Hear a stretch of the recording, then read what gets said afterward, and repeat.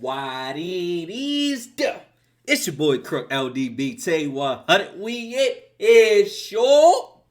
And today we got another reaction video. This is coming from, you already know, the one and only Jimmy High Roller, man. Listen, I love the content, man. I love the content. He always gives us some informational stuff about basketball, you feel what I'm saying? So, we about to get into it. First and foremost, thank you guys for watching, for tuning in. Make sure you like, comment, and subscribe on the video. Link in the description for all my social medias, Twitch channels, things like that. You feel what I'm saying? If you want to follow me outside of the YouTube channel, you know what I'm saying? So let's get right into it. Top of the NBA again. The Eastern Conference is winning more games than the Western Conference. Damian Lillard forgot how to shoot a basketball. Kyrie Irving is nowhere to be found, and the reigning league MVP nearly took a man's head off. The NBA season just started, and things are already getting crazier by the day. Hold on. Real quick. Y'all want to know what's crazy? I'm about to look it up real quick. I'm going to tell y'all who the top 5 teams in the Eastern Conference is. Because this is crazy. This is crazy. The Washington Wizards are number 1. The Brooklyn Nets are number 2. The Bulls are number 3. Cleveland is number 4. And Miami is number 5. Who would have thought in their right mind that you would see Washington, Chicago, and Cleveland as a top 5 team in the Eastern Conference? Boston is number 10. Milwaukee is... Hold up. Milwaukee isn't even in the top 8. Atlanta is in the bottom. These are teams that just went to the Eastern Conference Finals last year. And all of them are not good. That's crazy. And then, you know, the West is loaded. It's not really so much about the West. I mean, the Lakers are playing terrible, which is crazy. Memphis, hold on, wasn't Memphis? No, Minnesota just beat the living bricks off them by 30. Like, this is crazy. I ain't gonna lie. This season's definitely crazy. The Washington Wizards, bro. That's crazy.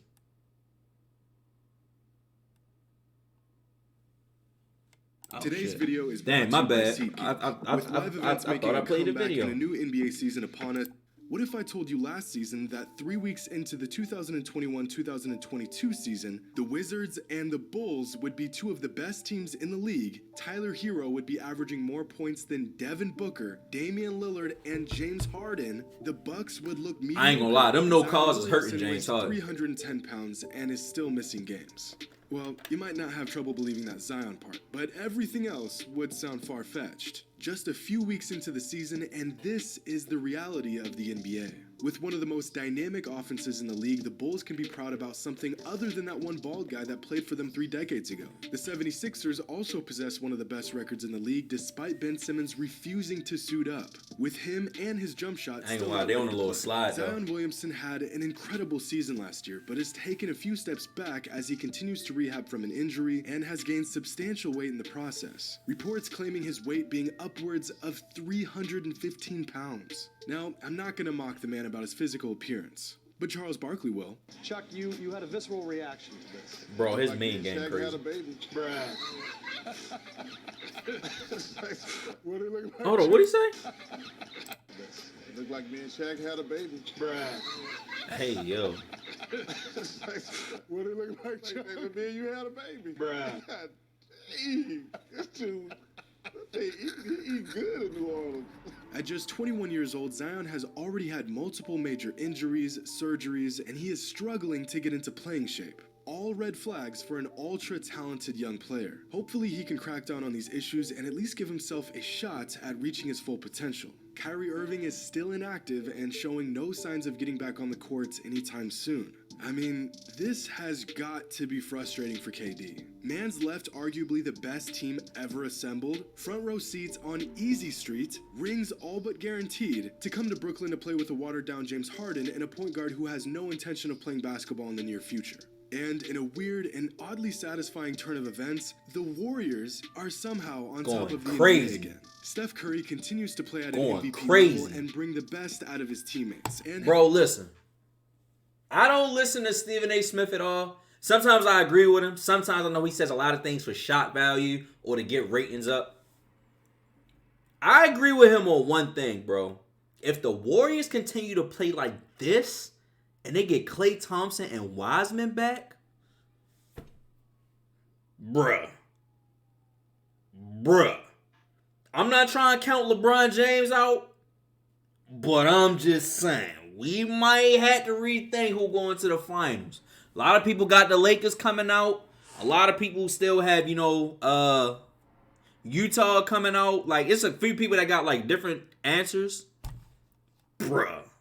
The Warriors has seemingly duplicated himself in the form of Jordan Poole. He got a lot of help now. Doing all of this without Klay Thompson, who is expected to make his long-awaited return sometime around Christmas. According to Basketball Reference's MVP tracker, these are the current top 10 leaders for the MVP award, with Stephen Curry in first at the moment. Now, of all the numbers and positions that will change as the season continues, this list is the most likely to be completely different when it's all said and done. But if Stephen Curry can snag his third regular season MVP award with the league as stacked with talent as it currently is, this season would be another historic season for him. He goated. With 3 regular he already season MVPs, goated. He'll be even more goated. Curry just the 9th player in league history to win at least 3. Meanwhile, the most likely winner is currently nowhere to be seen on the MVP tracker. Because like many other stars and superstars, Luka Doncic has been struggling on offense so far this season. And when I say other stars and superstars, I'm not just talking about a couple players who have gotten off to a slow start this season. Multiple superstars have been playing worse than they have in years. After averaging 31 points per game over the last 2 seasons, Bradley Beal is averaging just 24 points per game. Yeah, he got help though. 39% shooting. He was only doing that because he ain't had no help. He got help now. 25% from deep.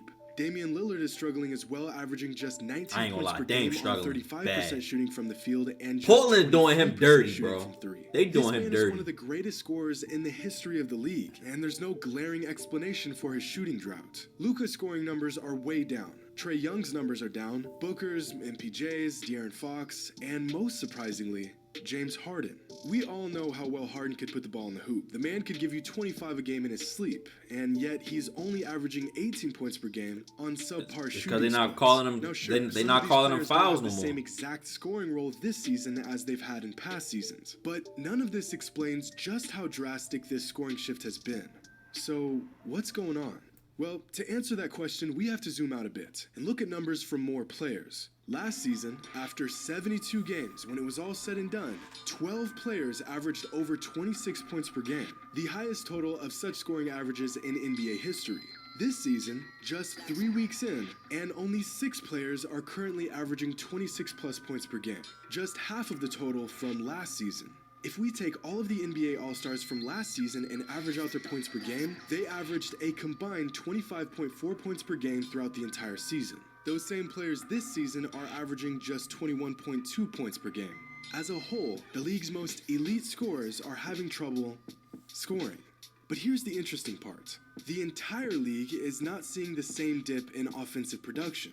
The total offensive output from NBA teams this season is just slightly lower than the averages from previous seasons. Same with the league average in true shooting percentage from this season and the league average true shooting percentage from previous seasons. Even crazier, the pace of play this season is higher than it's been in previous seasons. In fact, the number of players who are averaging 18 points per game or more this season is also higher than it was last season. So if the league as a whole is not in some sort of scoring drought, why are so many of the league's top players in one?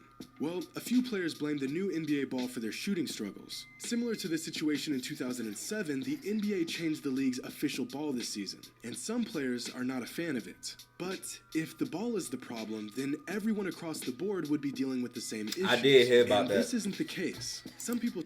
I forgot who said something about that. No, I think it was Paul George.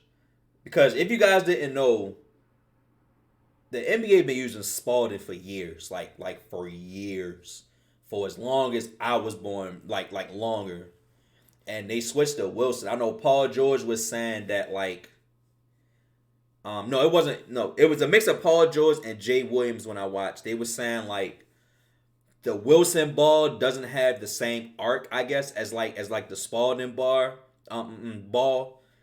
And when you shoot it, the Spalding ball has an arc on it, but when you do the Wilson, it doesn't have as much arc as a Spalding ball is. So, like, going from, like, especially a lot of players that's been in the league for long who's used to that Spalding ball, I mean, I guess it's like an adjustment period that they used to. Paul George said that he wasn't using it as an excuse, but, I mean, it is there. So, I don't know. It's still too early in the season to be making any sort of conclusions yet, but we've actually seen enough action to see a pattern here. A new change to the game that we just discussed before the start of the season that has turned some of these players' games upside down. And that change is the new foul rule. After the league decided to crack down on what they consider to be shooting fouls, some of the league's most premier scorers are not seeing the same foul calls they were seeing in past seasons. As a whole, the free throw rate of the best scorers in the league are down. Players that built this fail-safe offensive option into their bag just got this move ripped away from them, and they now have to resort to, actually scoring the ball like everyone else. Now, it's not like these players are shooting far less free throws, but knowing that they won't get bailed out on bad shots has forced them to change a massive component of their game, completely throwing some of these guys out of rhythm. You'll notice that players who never added this tactic to their game haven't really seen this same dip in scoring from last season to this season. Guys like Giannis, DeRozan, Morant, LaVine. And then also, one thing about that too, it speeds the game up.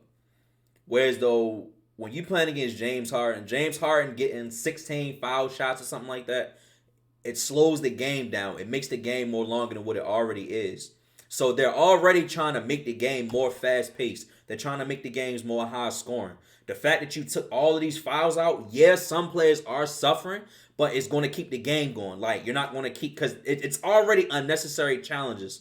Like they was reviewing calls like terrible last year. Like, every goddamn play damn near was getting reviewed. So now with this one not being foul calls, like that many foul calls being called, you pretty much is going to keep the game running.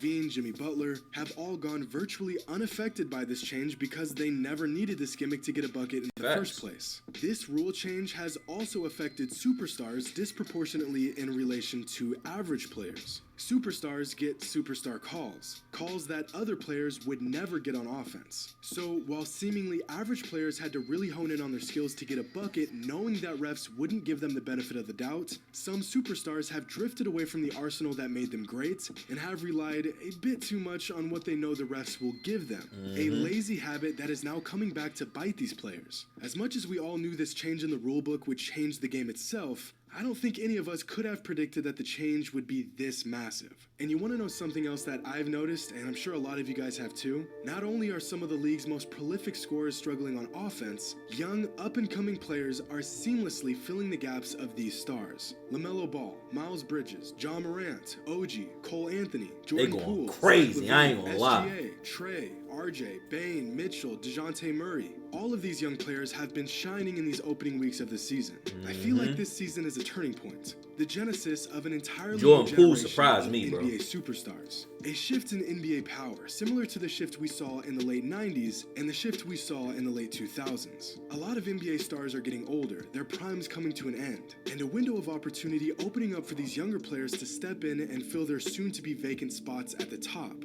And I'll tell you what, these young guys are built different. They are not afraid to go toe-to-toe with players that they once looked up to. They aren't starstruck or caught up in the moment. They will go at your neck every single night without hesitation, which is a large reason why I think we are seeing so much new parity in the NBA this season. There's no clear favorites or powerhouse team, and that makes every game and every matchup that much more exciting. So let me know who your favorite young player is. Who do you expect to make the leap this season? And who are your must-watch teams? Comment down below, make sure to subscribe, and as always, until next time.